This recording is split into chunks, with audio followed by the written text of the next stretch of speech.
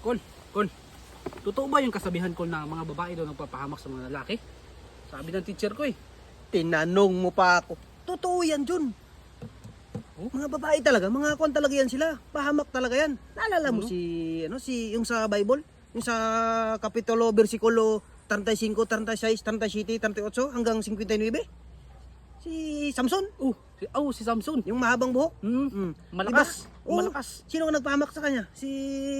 Delilah. Oh, yun, Delilah. Oo nga no. Babae. Babae pa rin. Sila, babae talaga, magpahamak talaga yan sila. Pero mahal na mahal niya yung si Delilah eh. Oo, pinakamamahal niya yun. Kaya nga, sa pagmamahal, doon tayo na ng mga lalaki. Aray ko. Mahina tayong mga lalaki. Pahamak talaga no. Pahamak talaga yan sila. Sino pa yung si ano yun? Naalala ko si Eva at si Adan. Oh, yun. 'Di ba? Yan, di ba? Unang pahamak talaga pag pinapangunahan ng babae yung lalaki sa mga desisyon, no? Kung ano ang ginawa niya iba doon? Yung nagdesisyon siya na kainin yung mansanas, di siya nagsabi kay Adan. Kaya tayo pinaparusahan, di ba?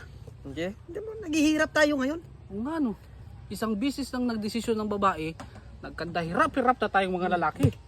Kaya tayo dapat ng mga lalaki ang nagdidesisyon dito sa buhay natin. Tama talaga. Kayo, ha? Kayo. Alam niyo yan, kayo mga lalaki. Tayo ang magdidesisyon, hindi sila. Tayo dapat ang masunod, di ba? Tayo. Sayang ang masil, oh. Sayang ang tato.